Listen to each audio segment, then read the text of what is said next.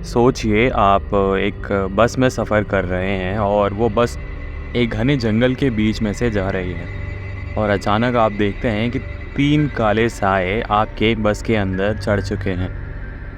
ज़रा इमेजिन करिए कितना भयानक दृश्य होगा जब आपके सामने कोई ऐसी 3 आत्माएँ बस के अंदर चढ़ चुकी हैं जो आपकी जान भी ले सकती हैं। तो आज इस कहानी में हम बात करेंगे बीजिंग के इतिहास में कई अनसुलझे रहस्यों ने लोगों को हैरान और भयभीत किया है, लेकिन इनमें से कहानी आज भी सबसे ज़्यादा चर्चा में है। बस नंबर 375 की आखिरी यात्रा।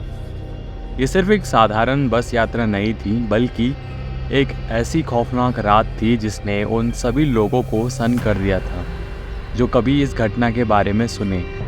ठंडी सर्द रात, खाली सड़कें और एक बस जो अपनी अंतिम यात्रा पर थी, लेकिन उसके अंदर कुछ ऐसा था जो सामान्य नहीं था। कुछ लोगों का मानना है कि उस रात बस में कुछ ऐसे रहस्यमय यात्रियों ने सफ़र किया जिनके कदम इस धरती के नहीं थे। क्या आप इस कहानी के लिए तैयार हैं? क्या आप जानना चाहते हैं कि उस रात बस के अंदर क्या हुआ, जो आज तक एक अनसुलझा रहस्य बना हुआ है? ये घटना 14 नवंबर 1995 की सर्द रात की है, जब बीजिंग में आधी रात के बाद बस नंबर 375 अपनी आखिरी यात्रा के लिए रवाना हुई। उस समय कड़ाके की ठंड थी और तेज हवाएं चल रही थी। इस बस का अंतिम पड़ाव था सियांगशान, जिसे फ्रैग्रेंट हिल्स के नाम से जाना जाता है। ये बीजिंग का एक प्रसिद्ध पर्यटन स्थल था, लेकिन उस रात बस में बहुत कम यात्री थे। बस के अंदर केवल चालक और एक महिला कंडक्टर थे। थोड़ी देर बाद बस ने समर पैलेस के दक्षिणी द्वार पर रुककर 4 यात्रियों को उठाया। ये यात्री एक बूढ़ी महिला, एक युवा जोड़ा और एक युवक था। युवा जोड़ा ड्राइवर के ठीक पीछे बैठा, जबकि बूढ़ी महिला और युवक दरवाजे के पास दूसरी तरफ बैठ गए। बस धीरे धीरे सुनसान सड़कों पर आगे बढ़ने लगी। चारों ओर गहरा सन्नाटा था और बस के इंजन की आवाज़ ही सुनाई दे रही थी। रात का समय था और सड़क पर कोई अन्य वाहन नज़र नहीं आ रहा था। अचानक चालक ने सड़क के किनारे 2 धुंधले साए देखे जो बस को रोकने का इशारा कर रहे थे। बस रुकी और जब दरवाजे खुले तो 3 लोग चढ़ चुके।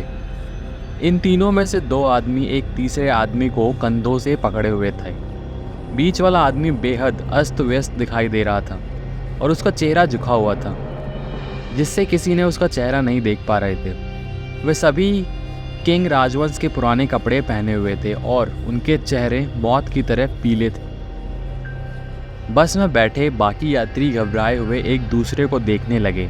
महिला कंडक्टर ने माहौल को शांत करने के लिए कहा। उसने कहा, डरने की कोई बात नहीं, शायद ये लोग किसी फिल्म की शूटिंग से आ रहे हैं और नशे में हैं। हालांकि बूढ़ी महिला बार बार पीछे मुड़कर उन 3 अजनबियों को देख रही थी। बस में अजीब सा सन्नाटा पसरा हुआ था। कोई भी यात्री कुछ बोलने की हिम्मत नहीं कर पा रहा था और बस बाहर की तेज हवाओं की आवाज़ के साथ आगे बढ़ रही थी। कुछ स्टॉप के बाद युवा जोड़ा बस से उतर गया। ड्राइवर और कंडक्टर आपस में हंसी मजाक कर रहे थे कि अचानक बूढ़ी महिला ने युवक को जोर से मुड़कर उसे जोर से झटका दिया। वो जोर जोर से चिल्लाते हुए कहने लगी, इसने मेरा पर्स चुरा लिया है। युवक ये सुनकर हैरान रह गया और वो उस महिला के साथ बहस करने लगा, लेकिन बूढ़ी महिला ने उसकी कॉलर पकड़ ली और ड्राइवर से जिद करने लगी कि अगले ही बस स्टॉप पर उन्हें उतार दें ताकि वो इस युवक को पुलिस स्टेशन ले जा सके। जैसे ही बस रुकी, बूढ़ी महिला युवक को घसीटते हुए बस से उतार के ले गई। बस उनके सामने रात के अंधेरे में दूर तक चली गई। तभी युवक ने पूछा, यहाँ पुलिस स्टेशन कहाँ है? बूढ़ी महिला ने गहरी सांस लेते हुए कहा, कोई पुलिस स्टेशन नहीं है, मैंने तुम्हारी जान बचाई है। युवक हैरान रह गया। उसने घबराते हुए पूछा, तुमने मेरी जान कैसे बचाई? बूढ़ी महिला ने धीरे से कहा, वे तीनों लोग भूत थे। जब से वो बस में चढ़े हैं मैंने उन्हें देखा है। उनकी हरकतें मुझे बहुत अजीब लगी। जब बस में तेज़ हवा चली तो उनकी लंबी चोगों को हवा में उड़ते देखा। उनके पैरों के नीचे कुछ नहीं था, वो हवा में तैर रहे थे। युवक ये सुनकर दंग रह गया। उसके चेहरे पर पसीने की बूंदें साफ दिखने लगी। वो स्तब्ध था और कुछ भी कहने की हालत में नहीं था। बूढ़ी महिला ने तुरंत पुलिस को फ़ोन किया और उन्हें इस घटना की जानकारी दी। अगले दिन बस 375 बस डिपो में नहीं पहुंची। बस चालक और महिला कंडक्टर का भी कोई पता नहीं था। पुलिस ने पूरे बीजिंग में उस बस की खोज शुरू की, लेकिन कहीं भी उसका कोई अता पता नहीं मिला। जब पुलिस ने बूढ़ी महिला और युवक से पूछताछ की तो उनकी बातें एकदम अजीब और असंभव लगी। इसीलिए पुलिस ने उनकी कहानी को नज़रअंदाज कर दिया और उन्हें मानसिक रूप से अस्थिर मान लिया। हालांकि अगले ही दिन ये कहानी बीजिंग के अखबारों में सुर्खियों में आ गई। बीजिंग इवनिंग न्यूज़ और बीजिंग न्यूज़ ने इस घटना पर रिपोर्ट की। बूढ़ी महिला और युवक को टीवी पर लाइव इंटरव्यू भी दिया गया। 2 दिन बाद पुलिस को लापता बस मिली। वो बस बीजिंग से लगभग 100 किलोमीटर दूर म्यून जलाशय में डूबी हुई थी। बस के अंदर 3 सड़ी गली लाशें पाई गईं। बस चालक, महिला कंडक्टर और एक अनजान आदमी। लेकिन इस घटना में कई रहस्यमयी बातें भी थी। जैसे बस में इतना पेट्रोल नहीं था कि वो जलाशय तक पहुंच सके। जब पुलिस ने बस का पेट्रोल टैंक खोला तो उसमें खून भरा हुआ था। दूसरा, शव केवल 2 दिन के भीतर इतनी बुरी तरह से सड़ गल गए थे कि उन्हें पहचानना भी मुश्किल था, जबकि इतनी जल्दी ऐसा होना असंभव था।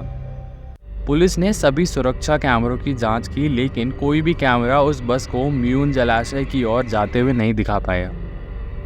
ये सब सुनने के बाद ये तो ऐसा ही लगता है कि ये घटना आज भी एक अनसुलझा रहस्य बनी हुई है।